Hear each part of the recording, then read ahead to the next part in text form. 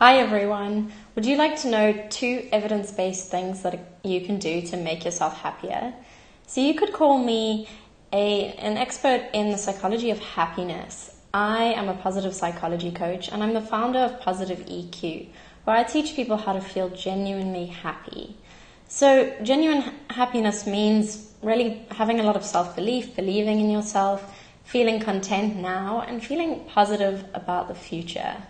So when you feel like that, you have this sort of beautiful inner peace that I've cultivated through using my own techniques, and it feels absolutely wonderful. And it's the kind of inner peace where you feel like even if things go wrong, they just don't affect your happiness that much. So if you'd like to find out more about that, there is a free download that you can get at positiveeq.com/innerpeace. It's absolutely wonderful. In there, you'll find the 6 keys to inner peace. So 6 things that you need to focus on in your life in order to bring about inner peace. And there's also a really fun coaching activity that you can do where you can rate the different areas and see where you're thriving and where, if you focus on those areas, you're going to feel kind of closer to genuine happiness. So if you're watching live, please give me a hi just to let me know that everything's working. I've downloaded some new software that I'm using, and so I hope that it's all going to go smoothly today and you can hear me and everything like that. So today I'm going to be showing you 2 ways that you can make yourself happier. You might have realized that happiness is not as simple as you think. And so what's great is we have a science to kind of guide us and show us what we need to be doing to to cultivate a truly, genuinely happy life. So, of course, I don't really need to convince you to work on your happiness. I'm sure that you understand that it's so worth it. Number one, it just feels so much better. It feels really good.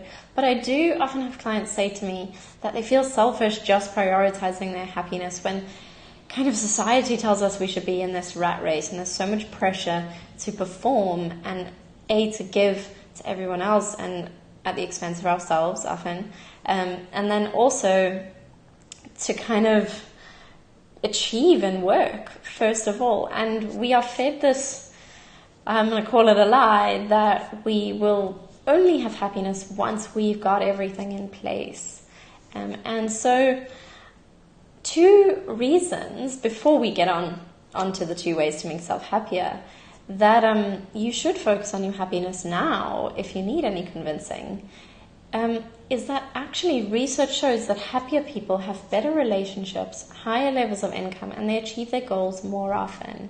So I'll be doing a live on this in upcoming weeks, but the reason for this is that when you're unhappy, you actually can't think straight. And this is on a neurological level. So the part of your brain that is in control of self-control, which means your ability to self-motivate and to follow through on your goals and things like that, it actually relies on positive emotion in order for you to access that part of your brain. So when you start with happiness and you first make yourself happy, what you're going to see is that kind of everything else starts falling into place. You get better relationships and your friendships are more reciprocal. Your work goes better, right? And that's because actually, happiness is the foundation of allowing your brain to reach its full capacity. So if genuine happiness is a goal for you, then you're in the right place because I'm about to share with you these 2 evidence-based ways. So the first point is to focus on changing your perception of what you already have. So often we think that all we can see is what we don't have. And we focus so much on that, and we think that if we can get those things that we don't have and we can fill those holes, then we're going to feel happier. But in fact, you feel content when you learn to change your perception of what you already have. And I'm sure that if you shift your attention to what you already have, you're going to notice that you have so much more to be grateful for than your mind is allowing you to realize currently. So research actually shows that it's found that the average person has about 3 times as many positive experiences to negative experiences.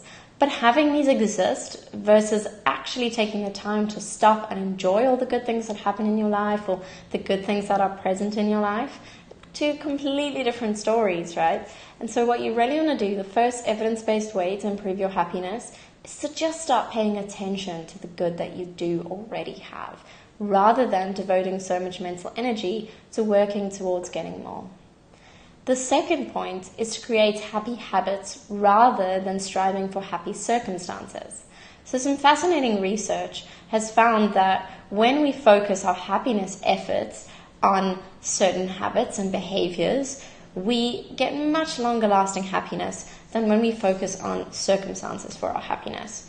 So if you watched one of the previous Facebook Lives, I spoke about how we experience what we call adjustment. We adjust to new circumstances, which is why you kind of have that wonderful high when you get something new, and then you get used to it, and we say, oh, okay, the high is fading, right, or it's faded.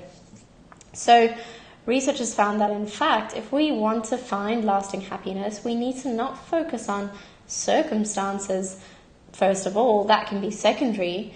First of all, we need to focus on creating happy habits, and we need to have what we call activity-based happiness. So if we're seeking happiness by changing our circumstances, such as moving cities, changing jobs, things like that, we're not going to find stable happiness. It's going to be up and down. But you can make pretty quick and radical changes to your happiness by switching your focus to cultivating happy habits. So my question for you is, are you doing things that make you happy on a regular basis? Because that's the only way that you're really going to feel lastingly happy, is if you actually live in the moment and cultivate happiness on a day-to-day basis. That means doing things you enjoy and bringing in some of the positive psychology habits that we know about. So the two things were, the one, to become happy with what you already have. So learn to change the way that you think about what you already have. And the second thing, to shift your focus from creating happy circumstances to instead creating happy habits and making a habit of actually taking care of your well-being. So essentially, if we look back over these two, what we're seeing is that I'm suggesting that you start to live more in the moment, rather than keeping your happiness in the future, something that you're going to attain one day, to rather say, what is around me that's already good? And what am I doing now to make myself happier? Because it makes sense, right, that if you're going to adjust to circumstances, if you're rather regularly bringing in activities, which much easier to do than changing your whole circumstance, right? If you're changing your circumstance, it's a huge change. We're not always in control of that. We succeed, we fail sometimes. And so if we're relying on that, we can feel like happiness is out of our grasp. But activities, bringing in little happiness habits, can make a huge difference. And then secondly, changing our thinking, changing the way that we perceive our current life so that we feel content with what we have, is going to make a radical difference. So I'm going to share a third thing exclusively with my Facebook group members. It's a special group called Genuinely Content. I'm Genuinely Happy, and it is free. And people who are part of that get access to extra trainings. And I'm going to be sharing the best tip, the most practical, actionable step with them. So if you'd like to access that, you can join the group, search for Genuinely Happy. After this video is over, I'll edit the video online and I'll put a link above so that it's easy to access. So if you'd like to see that third tip and be able to put it directly into action, it's a very actionable step, then you can join the group. Otherwise, I will see you next week for some Wednesday wisdom. Thank you so much.